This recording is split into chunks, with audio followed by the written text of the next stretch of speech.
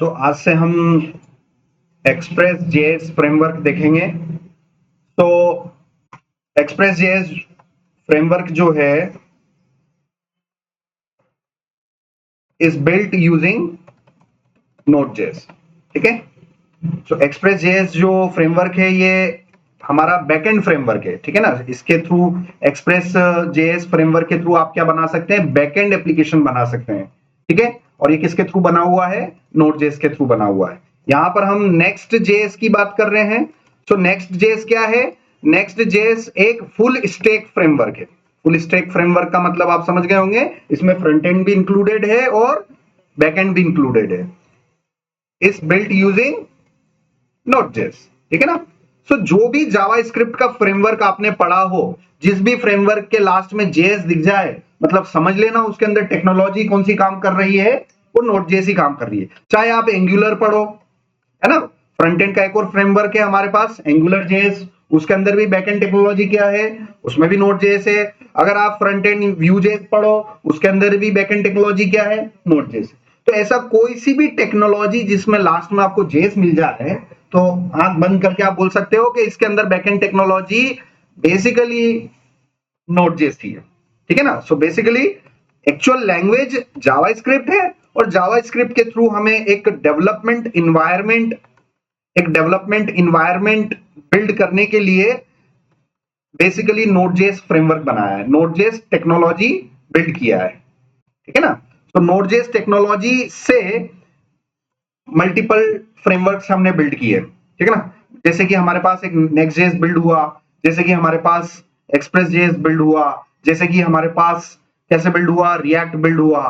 तो बेसिकली आप समझ गए होंगे कि चाहे फ्रंट एंड की टेक्नोलॉजी हो, चाहे बैक एंड का कोई भी फ्रेमवर्क हो, सारी चीजें नेक्स्ट नोड जेएस टेक्नोलॉजी से बनी हुई है। और इस नोड जेएस के अंदर एक्चुअल जो प्रोग्रामिंग लैंग्वेज वो कौन सी चल रही है, जावास्क्रिप्ट चल रही है। तो अगर हमें जावास्क्रिप्ट आता है तो मैं किसी भी फ्रेमवर्क पे, मैं किसी भी जावास्क्रिप्ट फ्रेमवर्क पे मैं काम कर सकता हूं।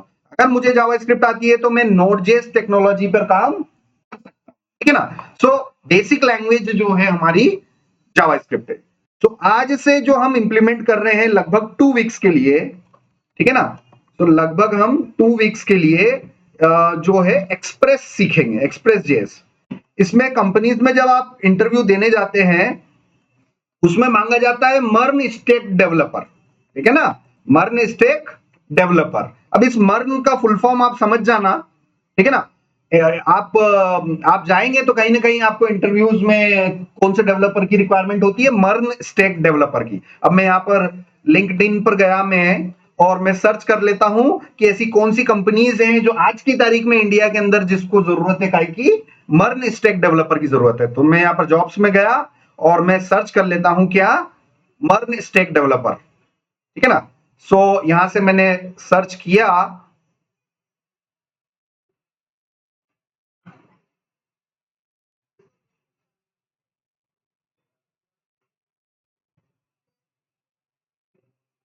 ठीक है ना। तो जो भी आप सर्च करेंगे इसमें मैं एम का मतलब बता देता हूं, ई का मतलब क्या है, आर का मतलब क्या है, और एन का मतलब क्या है।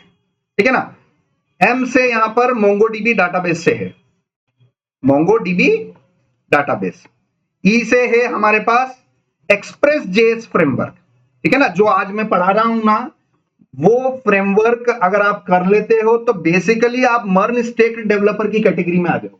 जो भी कंपनीज को जिनको मर्न स्टैक डेवलपर चाहिए, उनको ई चाहिए। ई मतलब एक्सप्रेस जेएस फ्रेमवर्क चाहिए। और एक्सप्रेस जेएस फ्रेमवर्क का ऑफिशियल वेबसाइट यहां से मैं बता देता हूं, expressjs.com। ठीक है ना। ये एक्सप्रेस जेएस की स्पेलिंग कैसे स्टार्ट हो रही है, ई से। तो ये मर्न के अंदर जो ये ई है, ये क्या है, ये कौन सी टेक्नोलॉजी है, ये एक्सप्रेस जेएस है। और एक्सप्रेस जेएस के थ्रू आप क्या बना सकते हो, बैकएंड एप्लीकेशन बना सकते हो, बैकएंड का सिस्टम बना सकते हो। ठीक है ना। सो आपको समझ में आया होगा। आर का मतलब यहां पर रिएक्ट जेएस से है, और एन का मतलब यहां पर नोड जेएस से है। ठीक है ना, नोड जेएस से है। अब मैंने आपको बोला कि यार आप एक्सप्रेस पढ़ रहे हो तो उसके अंदर बिल्ट इन क्या है, उसमें नोड ही है। आप रिएक्ट पढ़ रहे हो, उसके अंदर बिल्ट इन क्या है, नोड ही है। ठीक है ना। तो बेसिकली ये मर्न स्टैक की कैटेगरी है। एक और रिक्वायरमेंट मार्केट में होती है कि मीन स्टैक डेवलपर की जरूरत पड़ती है। कहां पर, मीन, MEAN। ठीक है ना। तो इस इस ए का क्या मतलब हो गया, बाकी सारी चीजें के लिए तो सेम रहेगा, इसमें आर की जगह क्या आ गया, ए आ गया, और A for angular JS, angular JS. तो अगर आपको मोंगोडीबी आता है, एक्सप्रेस आता है, एंगुलर जेएस आता है, नोड जेएस आता है, तो आप कौन से डेवलपर हो गए, मीन डेवलपर। इसमें एक एक स्टैक डेवलपर और जरूरत पड़ती है जहां से हम व्यू को ले सकते हैं। इसमें कौन सा हो गया, व्यू जेएस हो गया।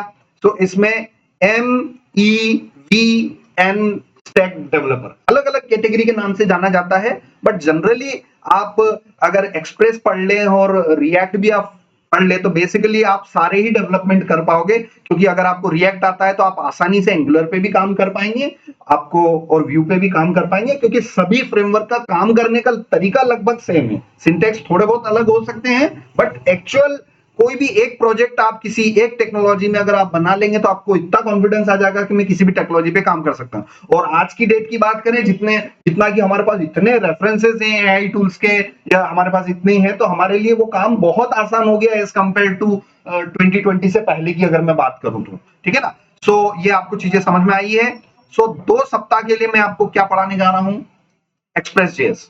एक्सप्रेस जेएस में मतलब कंपनी के अंदर जो मर्न स्टैक डेवलपर की रिक्वायरमेंट होती है, या मीन स्टैक डेवलपर की रिक्वायरमेंट होती है, या MEVN स्टैक डेवलपर में, इसमें जो ई है ये वही framework E for express JS में आपको पढ़ाने जा रहा हूं। ये 2 सप्ताह के लिए हम कंटिन्यू करेंगे, ठीक है। सो ये इसकी ऑफिशियल वेबसाइट है, expressjs.com इसकी ऑफिशियल वेबसाइट है। इसका हम बेसिक सेटअप कर लेते हैं। सो अब हम डिसाइड कर लेते हैं कि हमें करना क्या है। हमें छोटे से क्रड ऑपरेशन करने हैं, ठीक है ना। हमें क्या करने हैं, क्रड ऑपरेशन करने हैं, ठीक है ना। क्रड ऑपरेशन करने हैं तो मेरे पास सबसे पहली चीज तो फ्रंट एंड होना चाहिए, मेरे पास क्या होना चाहिए, और बैक एंड होना चाहिए। फ्रंट एंड मतलब जो दिख रहा है, जो वेबसाइट दिख रही है कैसी दिख रही है, फॉर्म है, बटन है, क्या नहीं है, जो दिख रहा है भाई वो आपकी वेबसाइट का कौन सा पार्ट है, वो फ्रंट एंड है। और जो आप एपीआई बनाते हो, आप डाटाबेस के साथ इंटरेक्ट करते हो, वो आपकी एप्लीकेशन का कौन सा पार्ट है, वो बैकएंड है, ठीक है ना। तो ये एपीआई कहां रहेगी, बैकएंड में। आपका डेटाबेस कहां रहेगा, बैकएंड में। आपका यूजर इंटरफेस, आपकी वेबसाइट का डिजाइन विजाइन, ये सारा किधर रहेगा, आपकी वेबसाइट के फ्रंट एंड में रहेंगे। तो मैं आपको 2 सप्ताह के लिए क्या पढ़ाने जा रहा हूं, बताइए, एक्सप्रेस जेएस पढ़ाने जा रहा हूं। अब एक्सप्रेस जेएस पढ़ाने जा रहा हूं और मुझे करवाने हैं फ्रंट एंड ऑपरेशन, तो मुझे जरूरत काय की पड़ेगी, फ्रंट एंड की जरूरत पड़ेगी, और मुझे काय की जरूरत पड़ेगी, बैक एंड की पड़ेगी। तो यहां पर बैक एंड तो मैंने डिसाइड कर लिया है, मैंने प्लान कर लिया है कि भाई बैक एंड के लिए तो मैं अभी आपको 2 सप्ताह के लिए मैं क्या पढ़ाने जा रहा हूं, एक्सप्रेस जेएस पढ़ाने जा रहा हूं।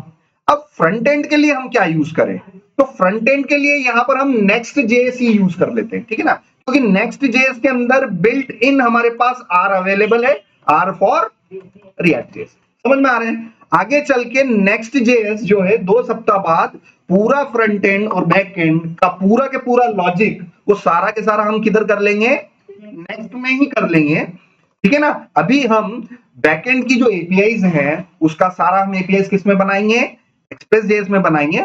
और जितना भी मेरा फ्रंट एंड का पार्ट है, तो मेरा रिएक्ट का पार्ट है, उसके लिए मैं रिएक्ट जेएस इंस्टॉल नहीं करूंगा, उसके लिए मैं क्या इंस्टॉल करूंगा, नेक्स्ट जेएस इंस्टॉल करूंगा, ताकि मेरा फ्रंट एंड का काम नेक्स्ट जेएस संभाल सके और बैकएंड का काम एक्सप्रेस जेएस का संभाल सके।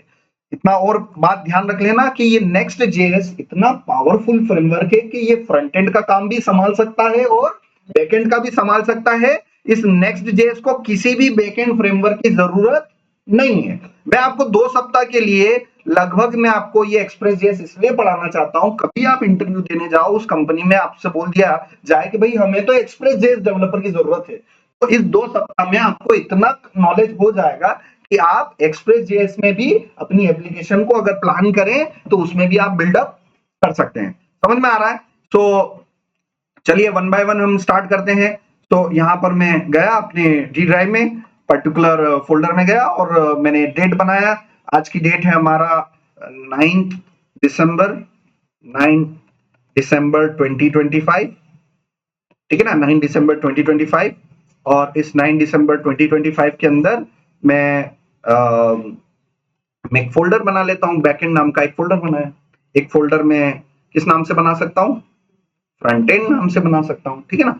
ये फ्रंट एंड नाम से बना दिया। अभी मैं सेटअप कर लेता हूँ काय का, बैकएंड का, ठीक है ना। चलिए यहाँ पर हम ऑफिशियल वेबसाइट पर गए और एक्सप्रेस को इंस्टॉल करने के लिए ये कमांड है npm install express dash dash save, ठीक है ना। अब आप गिटहब पे जाइए, गिटहब स्पेस, और जिस भी फ्रेमवर्क के बारे में पता करना है तो आप उसका नाम लिख सकते हैं। तो मैंने गिटहब स्पेस एक्सप्रेस जेएस इतना सा लिखा और मैं डायरेक्ट पहली लिंक आएगी वहां पर जाऊंगा तो ये पूरी गिटहब की रिपोजिटरी है इसकी, मतलब एक्सप्रेस जेएस का पूरा कोड पता चल जाएगा।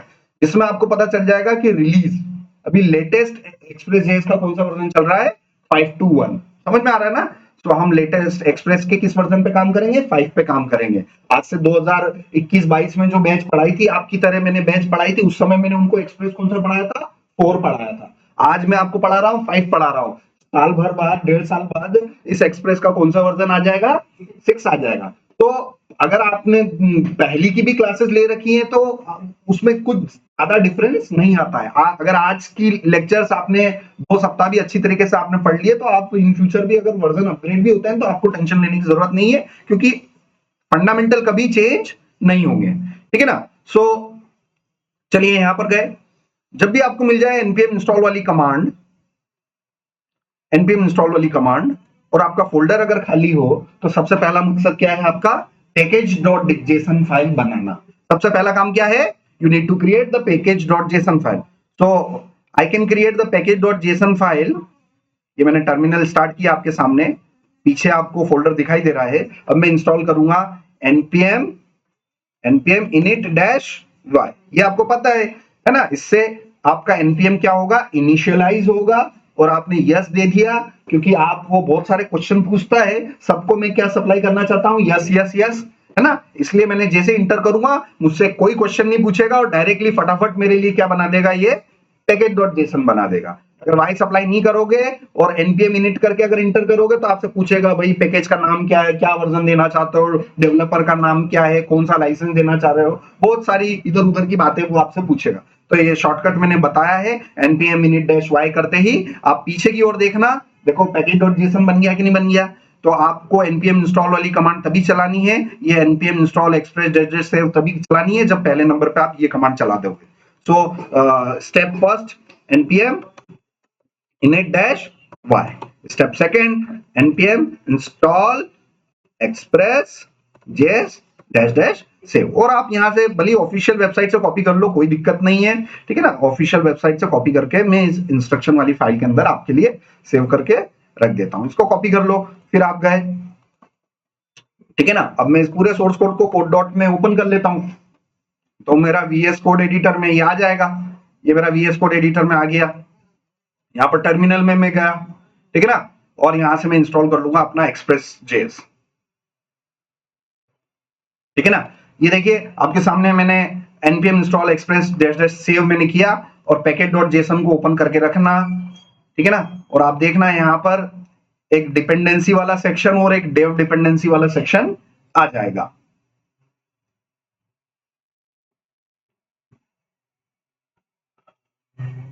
देखो नोड मॉड्यूल्स आ गया, देखो डिपेंडेंसी वाला सेक्शन आ गया, और एक्सप्रेस इसने मेरा कौन सा इंस्टॉल कर दिया, 5.2.1, ठीक है ना। अब मैं इसको आराम से रन कर सकता हूं। इसको मैं यहां से इसको रन करने के लिए यहां पर इंस्ट्रक्शन हम देख लेते हैं, ठीक है ना। सो इसको रन करने का कोई इंस्ट्रक्शन नहीं दे रखा है, इसका मतलब आप क्या कर सकते हो, या तो आप अपनी फाइल बना के डायरेक्ट काम चालू कर सकते हो, ठीक है ना। जैसे मैंने यहाँ पर फाइल बना दिया, app.js नाम से मैंने क्या बनाया, फाइल बनाया। किसी भी नाम से आप बना सकते हो। यहाँ पर इसने मेन नाम की फाइल दे रखी है कि आप अपनी स्क्रिप्ट की शुरुआत index.js से कर सकते हो, ठीक है ना। आपकी मर्जी पड़े तो आप यहाँ पर फाइल किस नाम से बना सकते हैं, आप index.js के नाम से भी आप फाइल बना के शुरुआत कर सकते हैं। तो मैं index.js के नाम से बनाई और मैं इसको डिलीट कर देता हूँ, यहाँ से मैं इसको डिलीट कर देता हूँ, और यहाँ से आप देखिए ये main.js है, और यहाँ से मैं अपनी index.js में जाके सबसे पहले मैं console लॉग कर लेता हूँ ताकि कुछ पता चले कि क्या चल रहा है। console.log मैंने किया और मैं हाय हेलो गुड मॉर्निंग कुछ भी यहाँ पर लिखता हूँ, हेलो, ठीक है ना। मैंने हेलो मैसेज लिखा अब मुझे इस कमांड को चलाना है, इस फाइल को रन करना है index.js को, तो मैं डायरेक्टली नोड स्पेस index.js से डायरेक्टली रन कर सकता हूं, ठीक है ना। ये देखो हेलो मैसेज आ गया। अगर आपको चाहिए कि नहीं मेरे को प्रॉपर package.json से रन करवाना है, तो मुझे अपनी स्क्रिप्ट को यहाँ पर लिखना पड़ेगा, मुझे अपनी स्टार्ट स्क्रिप्ट बिल्ड करनी पड़ेगी। तो यहां से मैं अपनी स्टार्ट स्क्रिप्ट मैंने बना सकता हूं, यहां से मैं अपनी स्टार्ट स्क्रिप्ट यहां से बना सकता हूं। तो मैंने एक प्रॉपर्टी लिया, एक वैल्यू लिया, और यहां से जैसे मैंने यहां पर दे दिया, यहाँ डेव नाम से मैंने बना लिया। मेरी स्क्रिप्ट का नाम क्या दे दिया मैंने, डेव, क्योंकि आपको पता है मैं अगर npm run dev लिखूंगा तो इसको चालू करेगा, वो नोड स्पेस index.js को चालू करेगा। अब देखना आप npm run और मैंने dev लिखा तो ये इंटरनली npm dev मैं यहाँ पर लिख के ट्राई करूं, npm dev इसने नहीं लिया। यहाँ पर मैं स्टार्ट ले लेता हूं, ठीक है ना। मैंने स्टार्ट स्क्रिप्ट लिया और देखते हैं npm स्टार्ट किया मैंने, यस, ठीक है ना। तो npm स्टार्ट हो गया। अब यहाँ पर अगर मैं नोड से रन करूं, नोड index.js से रन करूं, नोड index.js से मैंने रन करूं, तो मेरी स्क्रिप्ट रन हुई और एग्जिट हो गया, ठीक है ना। तो ये चीजें, ये बिहेवियर आप देख पा रहे हो। चाहे आप अपनी स्क्रिप्ट npm स्टार्ट से चलाओ या डायरेक्ट नोड से चलाओ, स्क्रिप्ट आपको चलानी है, ठीक है ना। अब ये हो गया हमारा package.json का काम। अब यहां से हम शुरुआत करते हैं, ये टेस्टिंग हो गया हमारा, ठीक है ना। इसको मैंने कमेंट किया, डबल स्लैशेस लगाया, कमेंट हो गया, और इसका बेसिक कोड हम देखते हैं। तो एक्सप्रेस को यूज करने के लिए सबसे पहले तो आपको एक्सप्रेस को इंपोर्ट करना पड़ेगा, ठीक है ना। एक सैंपल कोड यहां से ले लेते हैं, ये पूरा सैंपल कोड लिया मैंने, ये sample code as it is आपने पेस्ट किया। इसमें देखना ऊपर की ओर लाइब्रेरी से इंपोर्ट किया जा रहा है। उसके बाद उस पर्टिकुलर फंक्शन को मैंने कॉल किया, एक ऐप ऑब्जेक्ट आया मेरे पास, और ऑब्जेक्ट डॉट मेथड नाम से एक, आपको पता होगा ऑब्जेक्ट डॉट मेथड नाम से कॉलिंग हो रही है, और यहाँ पर actual argument first comma actual argument second, ये पैटर्न देखो। सो app is a object, get is a method, the first argument is slash, the second argument is a callback function। भाई पैटर्न देख देख के याद कर लो, मैं तो भाई ऐसे ही सीखा हूं, और आपको भी ऐसे ही सीखना है। The first argument as you can see that it is a string. भाई देख देख के बता दो मेरे को कि गेट के अंदर, गेट क्या है, मेथड है, मेथड के अंदर फर्स्ट एक्चुअल आर्गुमेंट किस टाइप का दिखाई दे रहा है, स्ट्रिंग है, कॉमा कॉमा सेकेंड आर्गुमेंट मुझे किस टाइप का दे रखा है, यहां पर एक कॉलबैक फंक्शन है, CBFN। CBFN का मतलब क्या होता है, कॉलबैक फंक्शन, कॉलबैक फंक्शन, ठीक है, समझ में आया। सो यस, ऐप ऑब्जेक्ट से गेट मेथड कॉल की जा रही है और एक कॉलबैक फंक्शन है, और कॉलबैक फंक्शन की भी अगर हम बात करें तो हमारे पास एक फैट एरो फंक्शन है, ठीक है ना। ये फंक्शन, इस फंक्शन को हम क्या बोलते हैं, ये फंक्शन कौन सा फंक्शन है sir, this notation fat arrow, ठीक है ना। ये जो फंक्शन है ये फैट एरो कहलाता है, क्या कहलाता है, फैट एरो फंक्शन, ठीक है ना। ये फैट एरो फंक्शन को डिफाइन करने का ये पैटर्न है, किसमें, जावास्क्रिप्ट में। और जावास्क्रिप्ट के कौन से वर्जन में ये लॉन्च हुआ, ES6 में। जावास्क्रिप्ट का एक वर्जन है जिसे ES6 बोला जाता है, ये वर्जन सन 2015 में, मतलब आज से 10 साल पहले जावास्क्रिप्ट का जो वर्जन लॉन्च हुआ था उसको क्या कहा गया था, ES6। ES6 का मतलब ECMAScript 6। उस वर्जन में फंक्शन को डिफाइन करने का नया तरीका इंट्रोड्यूस किया गया, जिसे क्या बोला गया, पैटर्न। तो जितने भी नए सॉफ्टवेयर बन रहे हैं आजकल, नए फ्रेमवर्क बन रहे हैं, नई टेक्नोलॉजी बन रही है, तो जावास्क्रिप्ट है, मोस्टली फंक्शन को डिफाइन करने के लिए कौन सा पैटर्न यूज किया जा रहा है, पैटर्न। आप यहां पर देखो एक्सप्रेस वालों ने भी यहां पर कॉलबैक फंक्शन इन्होंने ओल्ड स्टाइल में पास नहीं किया, इन्होंने कैसे पास किया, फैट एरो के थ्रू पास किया। ये चाहे तो इसको मैं किस में कन्वर्ट कर सकता हूं, ओल्ड स्टाइल में भी कन्वर्ट कर सकते हैं।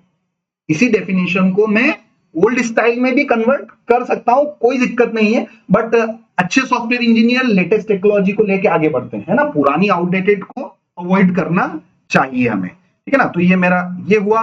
अब ये देखिए, इसको मैं यहां से स्टार्ट करता हूं, यहां से मैंने चालू किया npm स्टार्ट, और कैसे चालू कर सकते हो, नोड स्पेस इंडेक्स वाली फाइल, ठीक है ना। अब आप देखिए ये एक्सप्रेस जेएस जो है, ये एक्सप्रेस का जो बेसिक सैंपल कोड लिया और जैसे मैंने प्रोजेक्ट को चालू किया तो ये मेरा बैकग्राउंड में चल रहा है, स्क्रिप्ट एग्जिट नहीं हुई। और आपने इससे पहले देखा था कि जैसे ही मैंने उस फाइल को रन किया उसने हेलो प्रिंट किया और टर्मिनल से बाहर निकल गया, ठीक है ना। सो और यहां पर अब देखो अब क्या हुआ, जैसे ही मैंने स्क्रिप्ट चालू करी स्क्रिप्ट बैकग्राउंड में चल रही है और स्क्रिप्ट एग्जिट नहीं हुई। तो ये डिफॉल्ट नेचर है कि जो बैकएंड एप्लीकेशन किस लिए बनी हुई होती है, चल के बंद होने के लिए कि हमेशा चालू रहने के लिए, हमेशा चालू रहने के लिए। एक सेकंड के लिए भी अगर एप्लीकेशन बंद हो जाए तो आपको फाइनेंशियली आपके बिजनेस को लॉस होगा कि नहीं होगा। मान लो फ्लिपकार्ट की वेबसाइट चलते चलते बंद हो जाए दिवाली पर, बिग बिलियंस डे में, वो जब उसकी मेन उसका पीक टाइम हो ने वही वेबसाइट बंद हो जाए, उसकी बैकएंड सर्विस बंद हो जाए, तो थोड़ा अज्यूम करो कि कंपनी को कितने करोड़ों रुपए का नुकसान होगा, होगा कि नहीं होगा। तो जो बैकएंड फ्रेमवर्क्स होते हैं वो किस तरीके से डिजाइन किए जाते हैं, ऑलवेज अप एंड रन। समझ में आ गया ना। तो ये स्क्रिप्ट एग्जीक्यूट क्यों नहीं कर रही है, because it is a backend application, its responsibility is to create the API, ठीक है ना। इसका काम ही है कि भाई अप एंड रनिंग रहना, ये बंद नहीं हो सकती है। अगर ये बंद हो रही है तो आपके कोड में कोई ना कोई गड़बड़ है, ठीक है ना। तो चलिए देखते हैं। तो ये मेरी स्क्रिप्ट अभी बैकग्राउंड में चल रही है, अप एंड रनिंग है। अगर इसको बंद करना है तो कंट्रोल सी फॉर क्लोज, है ना। So if you want to close the application, if you want to close the application, what you can do, you can ctrl plus c and it stand for close। समझ में आया। तो मैं दोबारा से चला के बता रहा हूं, node space index dot JS भी कर सकता हूं, अभी चल रहा है। बंद करने के लिए क्या करूंगा, कंट्रोल सी, और मैं npm स्टार्ट भी कर सकता हूं, एप्लीकेशन बैकग्राउंड में मेरी चल रही है। बंद करने के लिए फिर क्या कर सकता हूं, कंट्रोल सी। क्लियर, समझ में आया। तो मैं वापस से दोबारा एप्लीकेशन को चालू कर रहा हूं, ये देखो मेरी एप्लीकेशन चल रही है। यहां पर ये मुझे बता रहा है कि आपकी जो एप्लीकेशन है वो लिसन कर रही है, सुन रही है पोर्ट नंबर 3000 पर, ठीक है ना। सो अब आपको इसके लिए है ना यूआरएल का पैटर्न समझना होगा। यूआरएल पैटर्न, यूआरएल का मतलब क्या होता है, यूनिफॉर्म रिसोर्स लोकेशन, या फिर लोकेटर भी बोल सकते हैं आप, ठीक है ना। तो भाई ये यूआरएल क्या होता है, यूआरएल किसी भी वेबसाइट का एड्रेस होता है ना। जैसे www.google.com, भाई ये क्या है, ये यूआरएल है। और इस यूआरएल को भाई आप कहां टाइप करते हो, ब्राउजर में। कहां टाइप करते हो, ब्राउजर। ब्राउजर मतलब गूगल क्रोम, ब्राउजर मतलब फायरफॉक्स, ठीक है ना। और इसमें ये एक बार ये दिखा है, ये इसको बोलते हैं एड्रेस बार। क्या बोलते हैं, एड्रेस बार। मैं नया टैब खोला तो मैं नया एड्रेस टाइप कर सकता हूं, फिर नया टैब ओपन किया अगला एड्रेस टाइप कर सकता हूं। तो यहां पर मैं अपने यूआरएल को टाइप करता हूं और मैं इंटर करता हूं तो मेरी वेबसाइट खुल के आ जाती है। तो इस एड्रेस बार में हम क्या टाइप करते हैं, यूआरएल टाइप करते हैं। अब ये जो एप्लीकेशन आप चालू कर रहे हो इसमें ये बता रहा है कि आपका जो सॉफ्टवेयर है, आपका जो बैकएंड एप्लीकेशन है वो इस पोर्ट पे चल रही है। तो अब इसके लिए आपको थोड़ा सा यूआरएल के पैटर्न को समझना होगा। यूआरएल का पैटर्न कैसे होता है, यूआरएल पैटर्न मैं आपको समझा देता हूं, पहले भी समझा है। सबसे पहले तो आपका http://localhost:3000, ठीक है ना, ये मेरा पार्ट है। और इस यूआरएल को मैंने लिया, इस यूआरएल को मैंने लिया, ब्राउजर में गया, एंटर किया और मैंने ये किया, देखो हेलो वर्ल्ड लिखा हुआ आ रहा है, ठीक है ना। So this is a URL and on hitting this URL I am getting some response. तो वो मेरी जो एक्सप्रेस.जेएस की जो एप्लीकेशन अभी बैकग्राउंड में चल रही है वो मुझे क्या दे रही है, ब्राउजर पे रिस्पांस दे रही है, आउटपुट दे रही है। ये आउटपुट तब तक देती रहेगी जब तक मेरी एप्लीकेशन चल रही है। कंट्रोल सी करके जानबूझ के आप अपनी एप्लीकेशन को बंद करो और इधर ब्राउजर में आओ, रिफ्रेश करो, आपको आउटपुट मिलना बंद हो जाएगा क्योंकि एप्लीकेशन डाउन हो गई, ठीक है ना। सो ये एप्लीकेशन को मैं दोबारा से चालू कर रहा हूं आपके सामने। ये मैंने स्टार्ट किया, ये मैं यहां पर आया, दोबारा से मैंने रिफ्रेश किया, हेलो वर्ल्ड आ रहा है। अब इसका ये पार्ट समझ लेते हैं। ये सबसे जो पहला जो पार्ट होता है ये एचटीटीपी वाला, ये स्कीम कहलाता है। स्कीम मतलब प्रोटोकॉल, ठीक है ना, प्रोटोकॉल। ये मेरा क्या कहलाता है, ये इतना पार्ट मेरा क्या है, ये मेरा स्कीम है, ठीक है ना। ये लोकल होस्ट वाला पार्ट हमारे इसके अंदर क्या कहलाता है, ये आपका ये कहलाता है होस्ट नेम, ठीक है ना। और ये कोलन के बाद जो ये नंबर है, कोलन के बाद जो ये नंबर है ये हमारा कहलाता है पोर्ट नंबर। क्या कहलाता है, पोर्ट नंबर। ये जो 3000 जो नंबर है, ये इस नंबर की एक रेंज होती है। पोर्ट नंबर की रेंज कहां से कहां होती है, 0 से लेके 65,535 के आसपास कुछ एक रेंज होती है। सो वो उस रेंज में आप किसी भी एक पर्टिकुलर पोर्ट पर आप क्या चला सकते हैं, अपनी एप्लीकेशन को चला सकते हैं। तो हमारी जो बैकएंड एप्लीकेशन है वो किस पर्टिकुलर एप्लीकेशन पे चल रही है, किस पोर्ट पे चल रही है, 3000 पे चल रही है।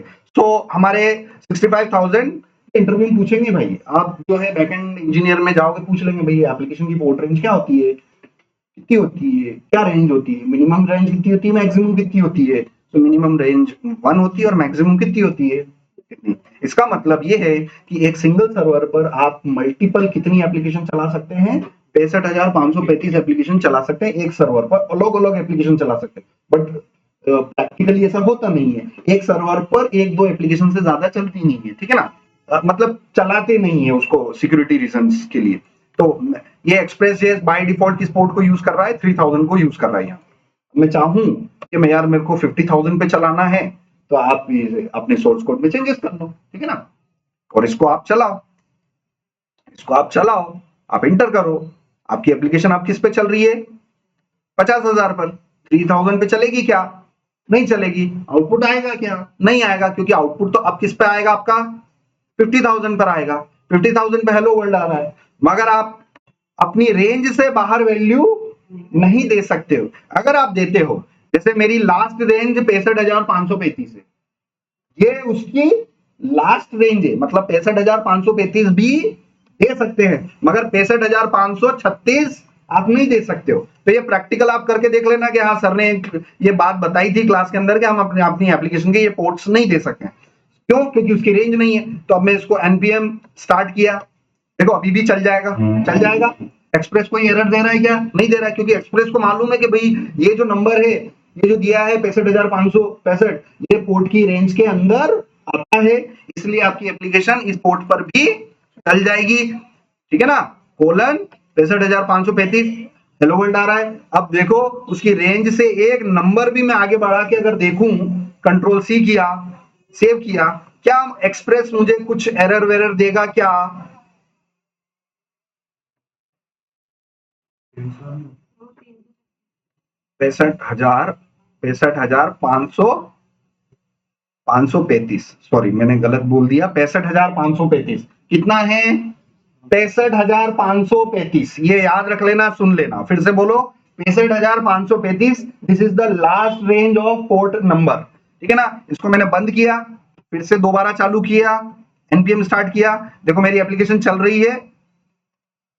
एक मिनट, इसको सेव करना भूल गया मैं। 65,535 पे चल रहा है, कॉपी किया, यहां पर गए और इंटर किया, हेलो वर्ल्ड आ रहा है। अब चलो एप्लीकेशन को बंद करते हैं, एक रेंज भी आगे बढ़ा के देखते हैं। 65,536 यहां पर मैं करूंगा, सेव किया और एप्लीकेशन चला के देखते हैं कि यहां पर एक्सप्रेस कुछ एरर वेरर तो नहीं देता। यस, एरर आ गई भाई, ये एरर आ गई।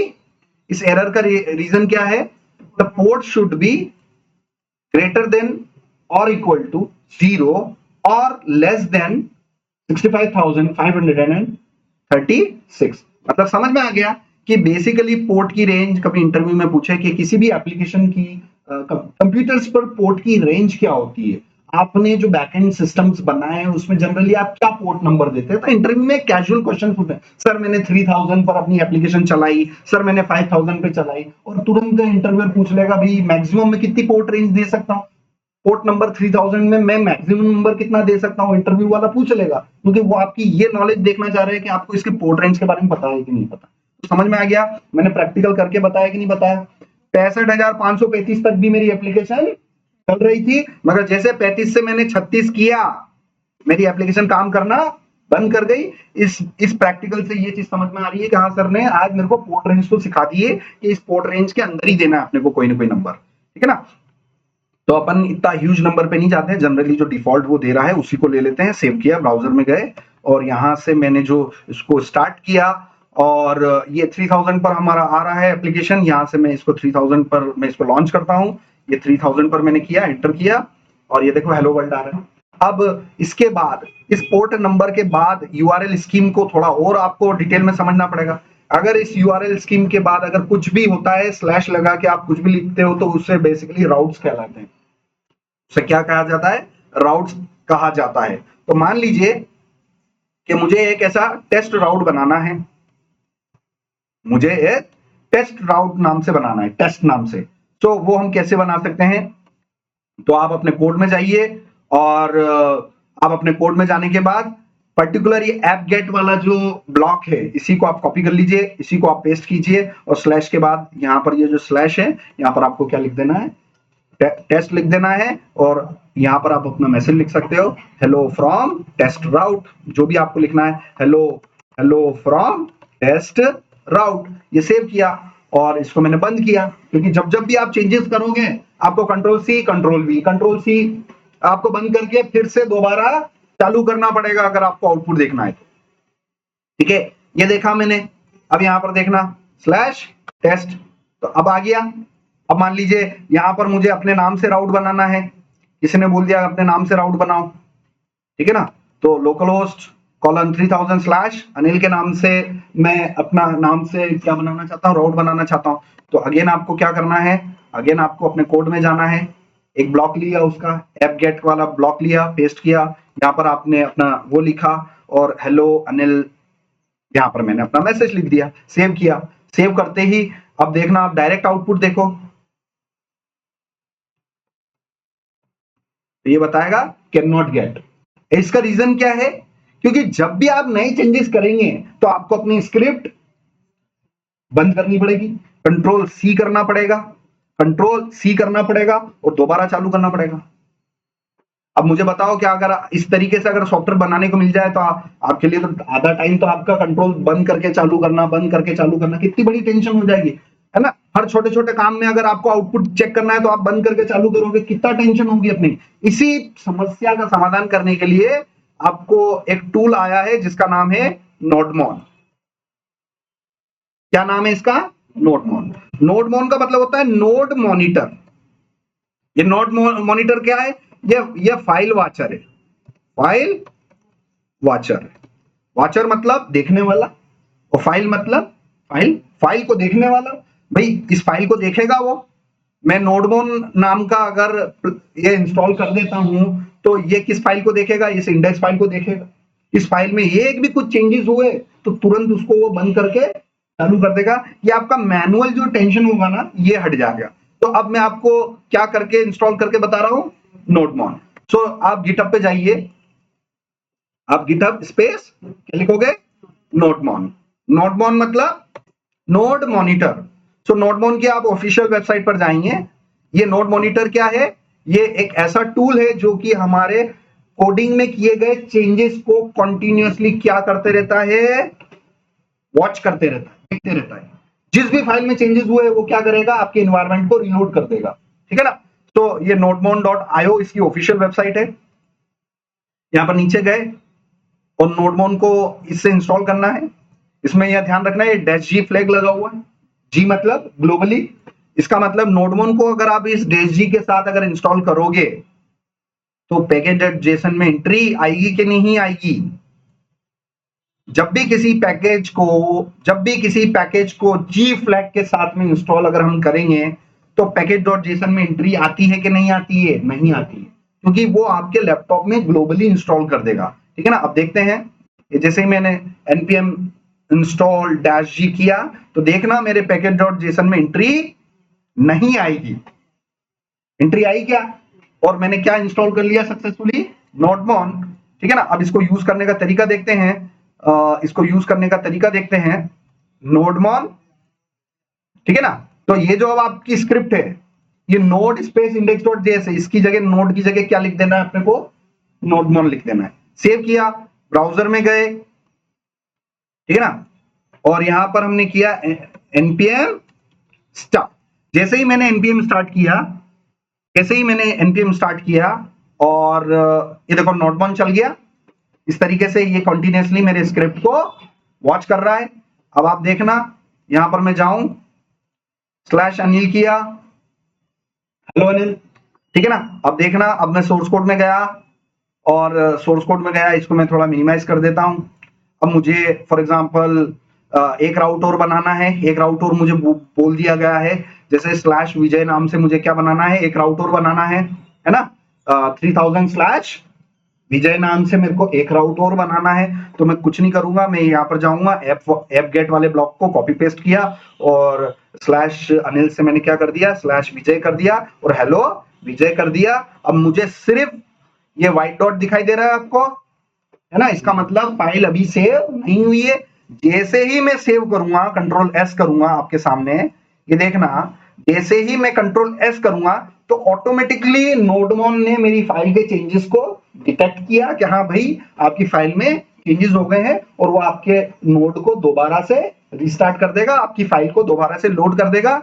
और यहां पर आप गए और स्लैश अनिल से आपने कर दिया स्लैश विजय।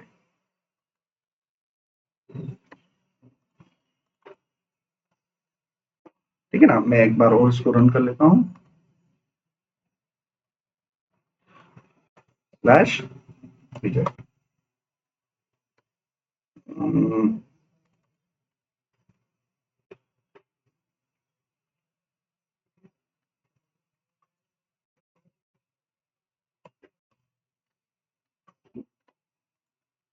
एक मिनट में इसको,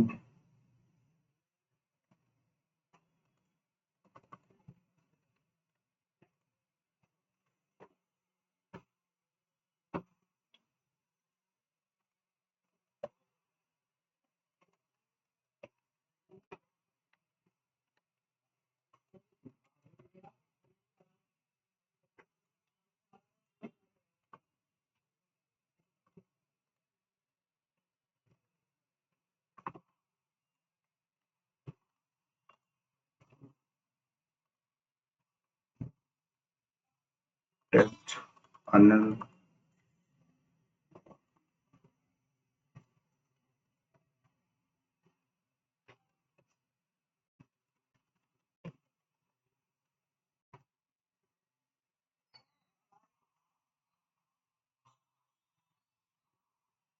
दिक्कत ये आई कि स्क्रिप्ट चली और बंद हो गई, ऐसा कुछ हो रहा है, रीस्टार्टिंग ड्यू टू चेंजेस।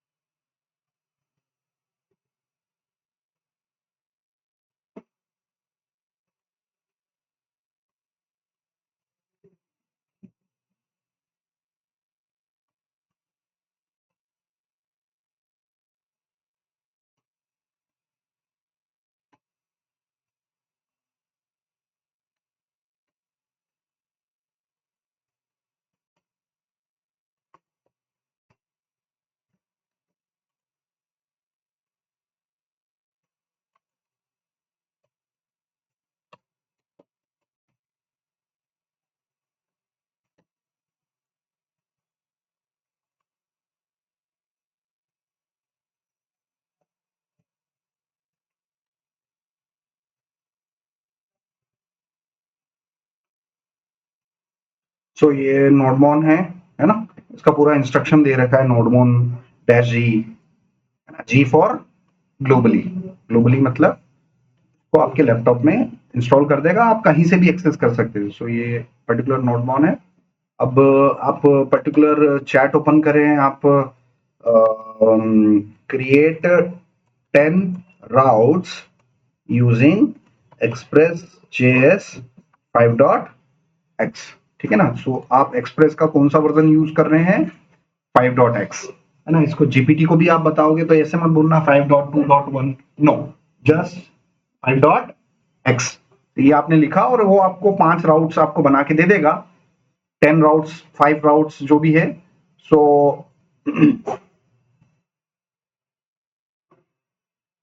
इसने कुछ सैंपल दिया है पर्टिकुलर, उसी तरीके से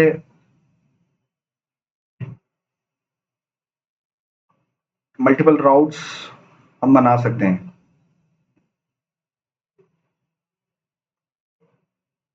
और very simple routes, very simple routes in a single file, है ना? मुझे ये इसने 2-2 फाइलें दे दी, मेरे को सारे के सारे किसमें चाहिए? सिंगल फाइल के अंदर ही चाहिए, तो वो आपको एक सिंगल फाइल के अंदर देखो सिंपल सिंपल राउट्स इसने बना के दे दिए, ठीक है ना? तो ये मैंने कॉपी किया और पर्टिकुलर इन कोड्स, हालांकि मेरे कोड में कोई दिक्कत नहीं है, फिर भी हम देखते हैं। और लास्ट लास्ट में ये पोर्ट नंबर आ गया और कंट्रोल सी किया मैंने और एनपीएम एनपीएम स्टार्ट मैंने किया और ये हमारा सर्वर 3000 पे चल रहा है और इसको बोल देता है list down all the routes. ये लिस्ट डाउन करेगा विथ यूआरएल, ठीक है ना? ठीक है ना? So slash about us, slash about, slash about contact, slash contact, slash contact. हो सकता है ब्राउजर में कोई दिक्कत हो, localhost colon 3000 slash contact, ठीक है ना? एक बार आप अपने लैपटॉप में करना, क्योंकि मुझे नहीं लगता है कि इसमें कुछ इश्यूज है, क्योंकि ये स्ट्रेट फॉरवर्ड ही है, एक राउट्स ऐसे ही बनते हैं और इनको कम से कम 5-10 राउट, सिंपल सिंपल राउट्स आपको हिट करके नोडमोन के साथ में इंस्टॉल करके देखने हैं, ठीक है?